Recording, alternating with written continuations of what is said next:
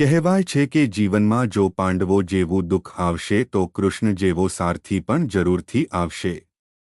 આજે હું એવી વાર્તા લઈને આવ્યો છું જેમાં ભગવાન શ્રી કૃષ્ણ પોતે જ જાળમાં ફસાઈ જાય છે, એ પણ પોતાની મરજીથી, કેમ કે શિકારીનો ભાવ એવો હતો। તો આવો મિત્રો શરૂ કરીએ ગુજરાતી પ્રેરક વાર્તા। એક જંગલ હતું જેમાં એક સંત વર્ષોથી તપસ્યા કરતો હતો। એને ભગવાન કૃષ્ણના દર્શન કરવા હતા, એ પણ સાક્ષાત। આટલા વર્ષો વીત્યા છતાંય સંતે પણ તપસ્યા ના છોડી, તપસ્યા કરવાનું ચાલુ રાખ્યું। એકવાર થયું એવું કે એક શિકારી શિકારના શોધમાં જંગલની ખૂબ અંદર આવી ગયો હતો। એને ભૂખ અને તરસ પણ ખૂબ લાગી હતી। એટલામાં કોઈ ઝરણું પણ નહોતું। પાણી અને ખોરાકની શોધમાં આગળ વધ્યો તો એને એક ઝૂંપડી દેખાઈ। એ પેલા સંતની જ હતી જે વર્ષોથી તપસ્યા કરતો હતો। શિકારીએ ઝૂંપડીની આગળ જઈ અવાજ કર્યો, અહીં કોઈ રહે છે? એટલામાં સંત બહાર આવ્યા। સંત કહે, કોણ છો ભાઈ, અહીં સુધી કેમનું આવવાનું થયું? તો શિકારી કહે, હું શિકારી છું અને હું શિકારની શોધમાં આવ્યો છું। શિકારની શોધમાં એટલો તો મગ્ન થઈ ગયો કે જંગલની વચ્ચોવચ્ચ આવી ગયો, પણ શિકાર ના મળ્યો। અને ઉપરથી લાંબા સમય બાદ ભૂખ અને તરસ પણ લાગી હતી। એટલામાં મને તમારી ઝૂંપડી દેખાઈ એટલે ભૂખ મિટાવવા અને તરસ છિપાવવા આવી ગયો। શું તમે મને ખાવાનું અને પાણી પીવડાવી શકો છો? સવારનો ભૂખ્યો અને તરસ્યો છું। સંતે પછી એને જમાડ્યો અને પાણી પણ પીવડાવ્યું। પછી શિકારી કહે, તમે કેમ આવામાં રહો છો? તો સંત કહે, હું સંત છું અને તપસ્યા કરી રહ્યો છું। હવે શિકારીને તપસ્યા એટલે શું એનું પણ ભાન નહોતું। એટલે પૂછી નાખ્યું, હે તપસ્યા એટલે શું? સંતને થયું, હું પણ કોણે સમજાવું છું, એને શિકાર સિવાય બીજું કશું જોયું ના હોય। લાગે છે મારે એની ભાષામાં જ સમજાવવું પડશે। એટલે સંત કહે, હું પણ શિકારની શોધમાં જ છું, પણ મારો શિકાર તારા શિકાર કરતાં અલગ છે। આવું કેવું વળી? તમે એકવાર આદેશ તો આપો, એને હું તમારી સમક્ષ હાજર કરું। આખરે મેં તમારા ઘરનું ભોજન કર્યું છે। તો સંત કહે, મારો શિકારી તો જગતનું સુંદર શિકાર છે।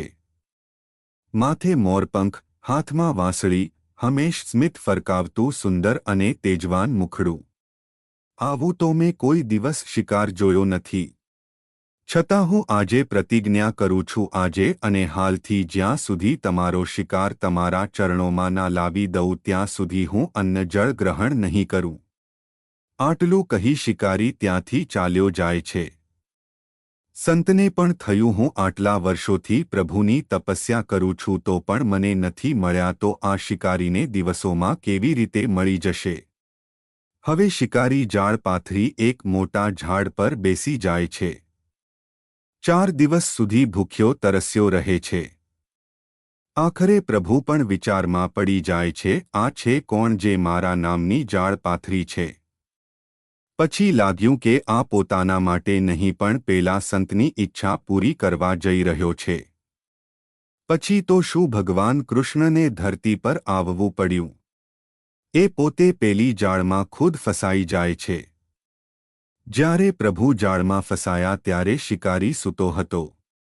જ્યારે જાળનું હલનચલન થયું ત્યારે શિકારી ઉઠી ગયો।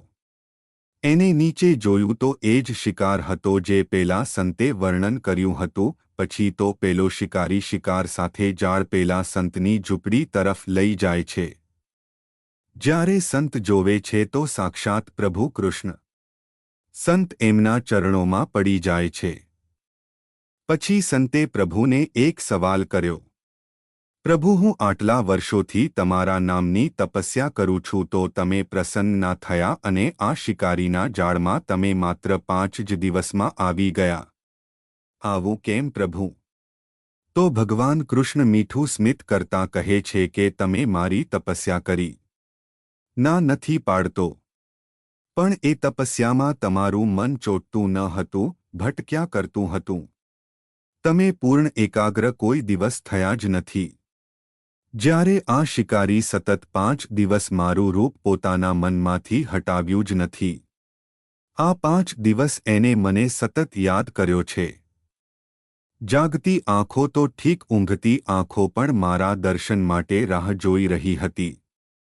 મોરાલ, શક્તિ અને તપસ્યાથી નથી મળતી, જેમણે અનુભવવું અને વાતચીતમાં વિશ્વાસ ધરાવી છે. આ કહાણી સંત અને શિકારીની વિશે છે, જેમણે અનેક વર્ષોથી અપેક્ષિત હતા અને શોધી રહ્યા હતા. શિકારીએ શિકાર માટે પણ એવું જ સ્થિતિમાં પહોંચ્યું હતું જે તે તપસ્યા માટે પણ આકાંક્ષા રાખતા હતા. આ વિશેષ સંબંધ તેમને એકબીજાને સમજાવવામાં મદદ કરી આપ્યું અને એવા આવે છે કે જેમણે શક્તિ અને તપસ્યા દ્વારા જ નથી મળતી, પણ પ્રેમ અને વિશ્વાસથી મળે છે. જીવનમાં મહત્વની વાત જીવનના અનુભવો અને સમાધાનથી અધિક મહત્વપૂર્ણ છે. આ ગાથા આપણે શિકારની શોધમાં નહીં જવા અને સાથે જ જીવનમાં સંતોષ, શાંતિ અને સમૃદ્ધિ અનુભવવા માટે પ્રેરણા આપે છે. મિત્રો, જો તમે આ વિડિયો વધુ લોકોમાં ફેલાવવા માંગતા હો તો આ વિડિયોને લાઇક કરો, કેમ કે આ વિડિયો બીજા લોકો સુધી પહોંચે. મિત્રો, આજનો આ વિડિયો કેવો લાગ્યો તે મને કોમેન્ટમાં કહી શકો છો. અને તમારા મિત્રોને આ વિડિયો શેર કરો. ચેનલને સબસ્ક્રાઇબ કરો. ફરીથી મળીએ નવા વિડિયો સાથે. ધન્યવાદ.